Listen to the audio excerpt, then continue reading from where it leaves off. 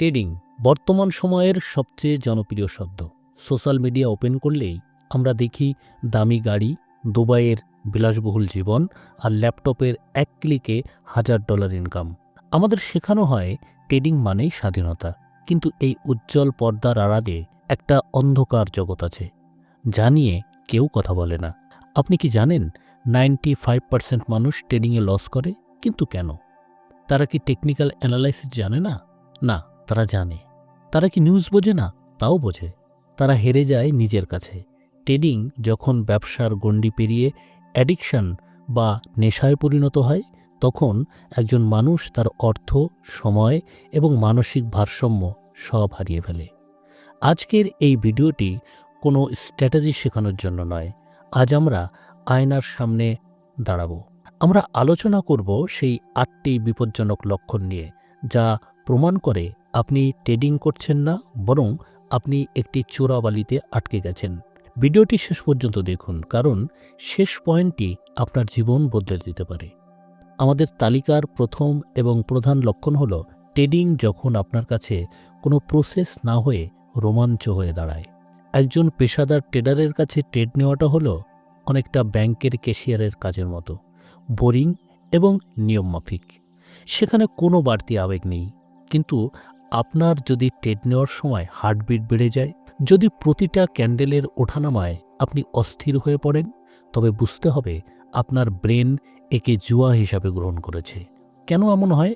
যখন আপনি কোনো আনসার্টেন বা অনিশ্চিত কাজে সফল হন, আপনার ব্রেন প্রচুর পরিমাণে ডোপামিন রিলিজ করে। এই ডোপামিন আপনাকে এক ধরনের কৃত্রিম আনন্দ দেয়।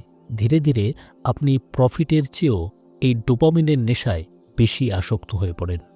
তখন আপনি লজিক বা সেটআপের জন্য অপেক্ষা করেন না, বরং আপনার হাত চুলকায় একটা ট্রেড নেওয়ার জন্য। আপনি মার্কেটে ট্রেড করেন না, আপনি আপনার ব্রেনের ডোপামিন সোর্সের খোরাক যোগান। অনেকেই গর্ব করে বলেন, আমি দিনে 18 ঘন্টা চার্ট দেখি। কিন্তু প্রশ্ন হলো, এই 18 ঘন্টায় আপনার স্কিল কতটুকু বাড়ছে? ট্রেডিং একটি স্কিল, যেমন ড্রাইভিং বা সাঁতার কাটা। স্কিল মানে হলো সময়ের সাথে উন্নতি হওয়া। একজন প্রকৃত ট্রেডার সময় ব্যয় করে ব্যাক টেস্টিংয়ে, নিজের ভুলগুলো জার্নালে লিখতে এবং রিস্ক ম্যানেজমেন্টের ক্যালকুলেশন করতে। কিন্তু একজন অ্যাডিক্ট সারাদিন চার্টের সামনে বসে থাকে শুধু ক্যান্ডেলের মুভমেন্ট দেখার জন্য। সে ইউটিউবে একটা স্ট্র্যাটেজি দেখে, সেটা লস করলে আরেকটা স্ট্র্যাটেজিতে যায়। সে টেলিগ্রাম সিগন্যাল ফলো করে। সে আসলে লার্নিং মোডে নেই, সে আছে সারভাইভাল মোডে।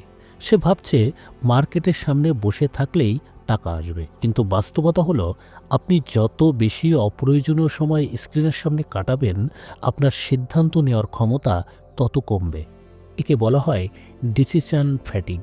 আসক্ত ব্যক্তি শিখতে চান না, সে শুধু মার্কেটের ভিতরে থাকতে চায়।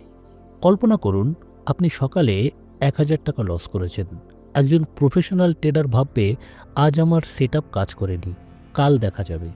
কিন্তু একজন আসক্ত ব্যক্তির মাথায় তখন আগুন জ্বলছে। সে ভাববে, মার্কেট আমার টাকা নিয়ে গেল, আমি এখনই এটা উদ্ধার করে দেখাবো। এখান থেকেই শুরু হয় ধ্বংস। সে ডাবল লট সাইজ ব্যবহার করে। সে কোনো নিয়ম মানে না, সে আসলে মার্কেটের সাথে যুদ্ধ ঘোষণা করে। মনে রাখবেন, মার্কেটের কোনো ইগো নেই, কিন্তু আপনার আছে। মার্কেট আপনার ইগো চেনে না, সে শুধু তার নিজস্ব গতিতে চলে। আপনি যখনই লস রিকভারি করার জন্য মরিয়া হয়ে উঠবেন, তখনই আপনি ট্রেডার থেকে জুয়ারিতে রূপান্তরিত হবেন। রিভেঞ্জ ট্রেডিং লস কমায় না, বরং আপনার পুরো অ্যাকাউন্ট জিরো করার প্রধান কারণ হয়ে দাঁড়ায়। একজন সাধারণ মানুষের কাছে শনিবার এবং রবিবার হলো ছুটির দিন, পরিবারের সাথে সময় কাটানোর দিন। কিন্তু একজন ট্রেডিং অ্যাডিক্টেডের কাছে এই 2 দিন হলো যন্ত্রণার দিন। সে অধীর আগ্রহে অপেক্ষা করে কখন সোমবার আসবে এবং মার্কেট ওপেন হবে। যদি ট্রেড না করলে আপনার মধ্যে অস্থিরতা তৈরি হয়, যদি আপনি রাতে ঘুমানোর আগে বারবার বিটকয়েন বা ফরেক্স প্রাইস চেক করেন, যদি মাঝরাতে ঘুম ভেঙে গেলে আগে ফোনের স্ক্রিনে চার্ট দেখেন, তবে আপনি মানসিকভাবে অসুস্থ হয়ে পড়েছেন। ট্রেডিং আপনার জীবনের একটি অংশ হওয়া উচিত ছিল, কিন্তু এটি এখন আপনার পুরো জীবনকে দখল করে নিয়েছে। এই মানসিক অস্থিরতা ধীরে ধীরে আপনাকে ডিপ্রেশনের দিকে ঠেলে দেয়। আপনার ফোকাস তখন কাজ বা পড়াশোনায় থাকে না, সব চিন্তা শুধু ওই গ্রিন আর রেড ক্যান্ডেলকে ঘিরে। ট্রেডিং মানেই ডিসিপ্লিন, কিন্তু একজন আসক্ত ব্যক্তি প্রতিদিন নিজের সাথে নিজে ওয়াদা করে এবং প্রতিদিন তা ভাঙে। আপনি হয়তো ঠিক করেছেন আজকে আর ট্রেড করবেন না, কিন্তু মার্কেট একটু নড়াচড়া করতেই আপনি ভাববেন শুধু এই একবার, এই সেটআপটা খুব ভালো লাগছে। আপনি আপনার স্টপ লস সরিয়ে দিলেন এই আশায় যে মার্কেট ফিরে আসবে। আপনি 1% রিস্ক নেওয়ার কথা বলে 10% রিস্ক নিয়ে নিলেন। এই যে বারবার নিয়ম ভাঙা, এটি আপনার আত্মবিশ্বাস বা সেলফ এক্সট্রিম ধ্বংস করে দেয়। অবচেতন মনে আপনি নিজেকে একজন ব্যর্থ মানুষ হিসাবে ভাবতে শুরু করেন। আসক্ত ব্যক্তি জানে সে ভুল করছে, সে জানে লস হবে, তবুও সে নিজেকে নিয়ন্ত্রণ করতে পারে না।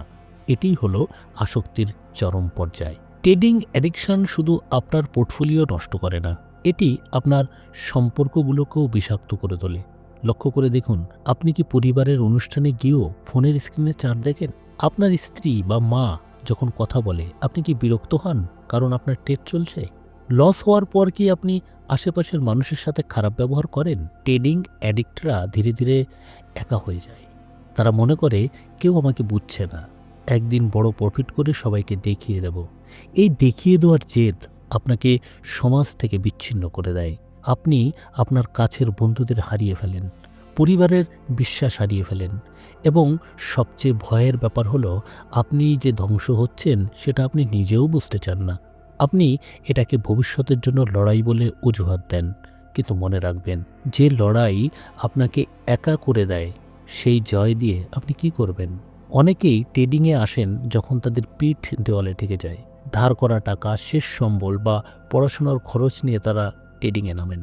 তারা ভাবেন ট্রেডিং তাদের উদ্ধার করবে, কিন্তু ট্রেডিং কখনো চাপের মুখে করা যায় না। আপনি যখন ভাবেন এই ট্রেডটা উইন না করলে আমার বাসা ভাড়া দেওয়া হবে না, তখন আপনার ব্রেন কাজ করা বন্ধ করে দেয়। আপনি তখন লজিক দেখেন না, আপনি শুধু আপনার প্রয়োজন দেখেন। ট্রেডিংকে যখন আপনি স্কিল হিসাবে না নিয়ে লাইফলাইন হিসেবে নেবেন, তখন আপনার হারার সম্ভাবনা 100%। কারণ মার্কেট আপনার প্রয়োজন বোঝে না, মার্কেট শুধু ডিসিপ্লিন বোঝে। আপনি যখন মরিয়া হয়ে ট্রেড করেন তখন আপনি ভুল সিদ্ধান্ত নেন এবং আরও বড় বিপদে পড়েন। সবশেষে একটা সহজ পার্থক্য করা যাক। একজন ট্রেডার হলো শিকারীর মতো।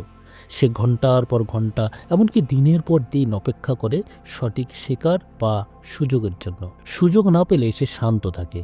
আর একজন অ্যাডিক্ট হলো অস্থির। সে সুযোগের জন্য অপেক্ষা করে না, সে জোর করে সুযোগ বানাতে চায়। সে মনে করে প্রতিটা মুভমেন্টই টাকা আছে।